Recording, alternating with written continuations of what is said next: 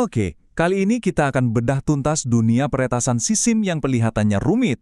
Kita akan lihat langkah demi langkahnya, langsung dari sudut pandang si penyerang. Kita sering banget kan lihat di film, peretasan itu kayak momen sulap yang kejadian dalam sekejap. Tapi beneran gitu nggak sih? Nah, pertanyaan ini adalah inti dari apa yang akan kita kupas tuntas hari ini.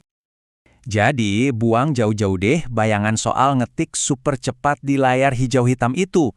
Peretasan itu sebuah perjalanan yang sangat terencana dan logis, bukan keajaiban yang terjadi tiba-tiba. Dan ini dia peta perjalanannya. Kita akan telusuri 5 tahap utama dari sebuah serangan siber, mulai dari gimana mereka masuk sampai gimana cara kita menghentikan mereka. Oke, kita mulai dari tahap pertama, pembobolan.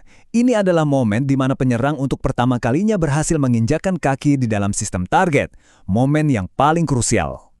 Jadi, gimana caranya mereka ngebuka pintu itu? Mereka pakai sesuatu yang namanya exploit. Bayangin aja, setiap software itu punya banyak pintu, dan beberapa di antaranya punya kunci yang lemah.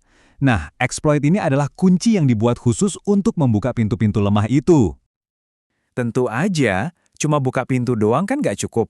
Penyerang harus ngelakuin sesuatu setelah masuk. Disinilah payload berperan.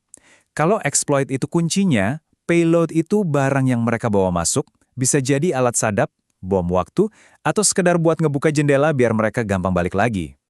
Nah, yang menarik banget di sini adalah cara kerja si pintu belakang ini. Ada 2 jenis utama. Yang pertama, bind shell. Itu ibaratnya si penyerang yang ngetok pintu rumah korban. Jelas gampang banget dicurigai sama satpam, alias firewall. Tapi yang kedua, reverse shell. Ini jauh lebih licik. Di sini, justru mesin korban yang menelpon keluar ke si penyerang. Buat firewall, ini kelihatan kayak koneksi internet biasa. Jadi serum banget dibiarin lewat begitu aja.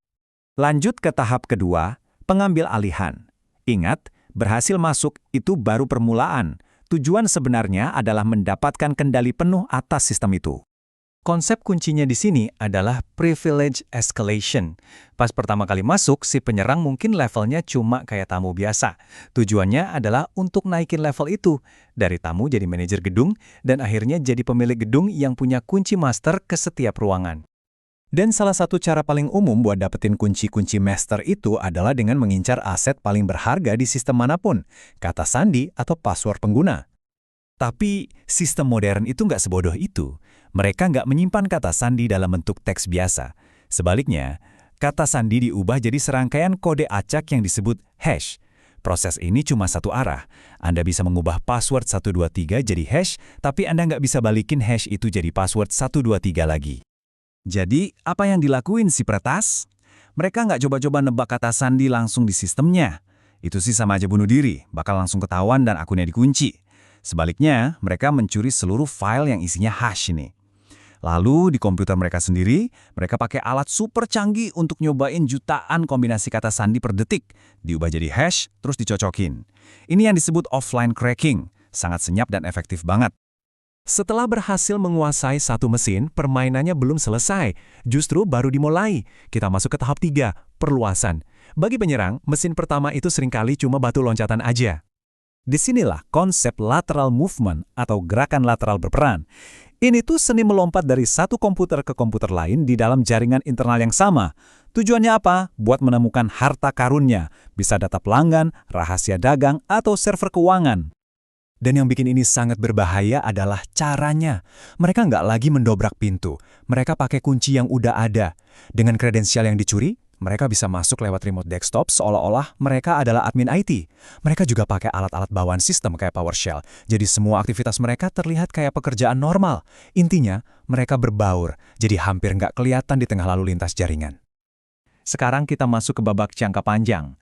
Setelah penyerang ada di dalam dan sudah menyebar kemana-mana, prioritas mereka berubah. Gimana caranya mereka bisa tetap di dalam tanpa terdeteksi sama sekali? Jawabannya adalah persistence atau persistensi.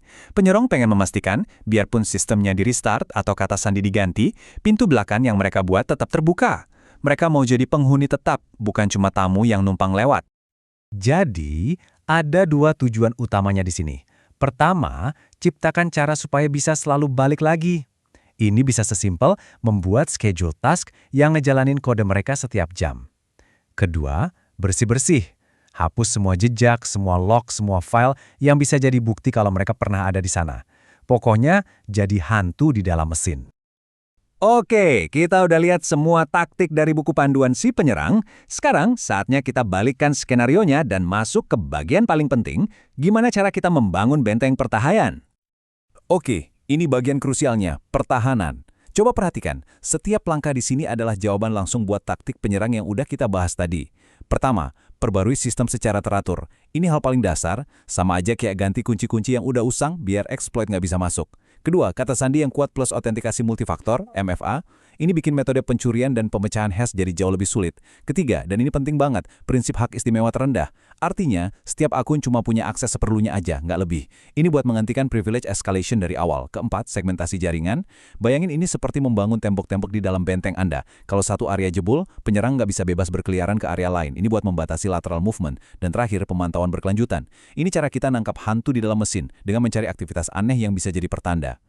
Poin utamanya adalah ini, keamanan cyber itu bukan soal membangun tembok yang nggak mungkin bisa ditembus, tapi lebih ke soal memahami bagaimana lawan berpikir dan bergerak supaya kita bisa membangun pertahanan yang cerdas dan berlapis-lapis. Tentu saja, pertarungan ini nggak pernah berhenti. Ini seperti perlombaan senjata yang nggak ada habisnya. Setiap kali ada pertahanan baru yang dibuat, penyerang pasti akan cari cara baru untuk melewatinya. Dan ini membawa kita ke sebuah pemikiran akhir yang cukup provokatif. Dengan munculnya kecerdasan buatan atau AI, penyerang sekarang bisa mengotomatisasi serangan mereka dengan kecepatan yang belum pernah kita bayangkan sebelumnya.